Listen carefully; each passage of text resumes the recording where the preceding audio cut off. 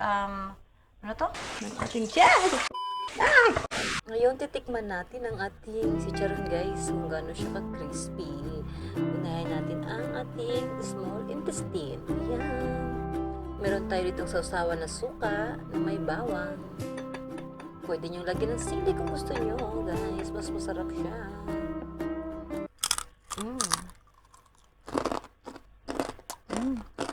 Sarap.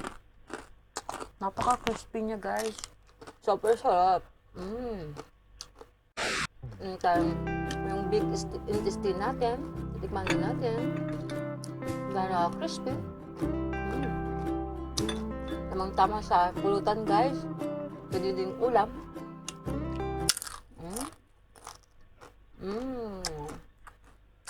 Yummy.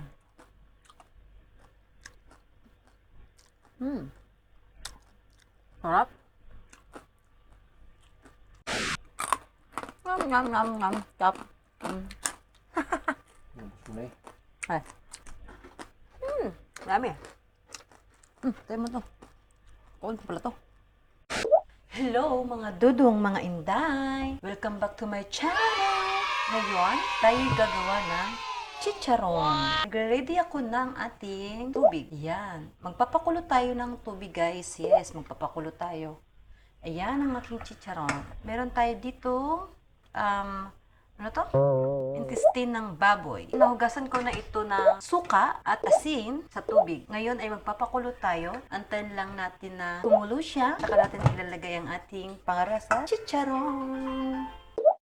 Ayan, kumukulo na po siya. Ngayon, ilalagay natin ang ating intestine na large intestine at small intestine sa kumukulong water. Yan. Actually guys, nung binili ko to, ano na siya, napakuluan na rin siya. So, linis na po siya. Kaya nilinis ko na lang uli siya ng asin na may vinegar. Suka. Ngayon, maglalagay ako ng bawang. Ayan. Nagdikdik lang ako ng bawang. Hindi naman sobrang bonggang dikdik. Ayan, sinama na natin yung balat para mas mahalimuyak ang kanyang bango. At maglalagay din tayo ng ating paminta buo. Yung ano lang, mga kalahating kutsarita ng ating pamintang buo. Yan. At ngayon ay maglalagay na naman ako ng konting paminta powder. Konti lang. 1/4 lang ng kutsarita. Kasi naglagay na tayo ng buong paminta. At ang next natin, maglagay tayo ng patis. Okay? Isang kutsarang patis ang ilalagay natin. Yan. Kasi nahugasan na natin siya kanina ng asin. So, isang kutsarang patis lang ilalagay natin. Tapos niyan, maglagay tayo ng isang kutsaritang suka. Ulit. Yes, suka na naman. Isang kutsarita lang. Okay? Ngayon guys, hayaan natin siyang kumulo ulit. Kumulo. Babalikan natin siya after mga 20 minutes.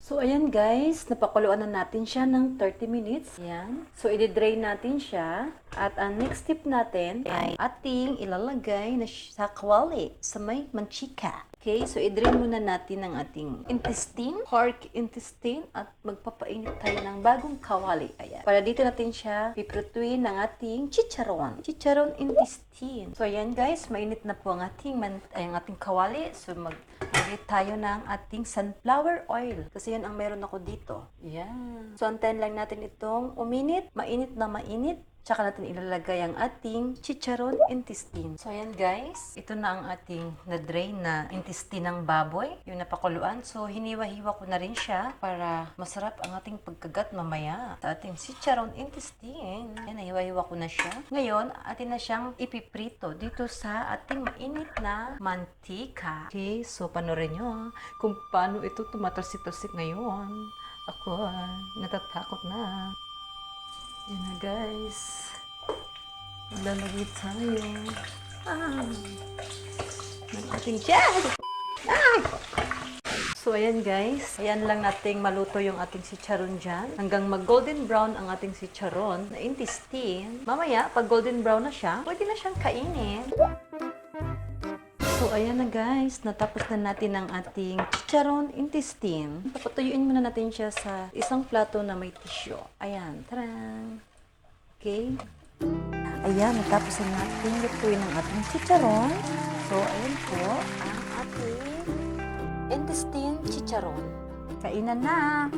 Yun guys, pinakita ko na sa inyo kung paano ko niluto ang aking chicharon intestine ng pork intestine. So guys, thank you for watching my video. See you on my next video.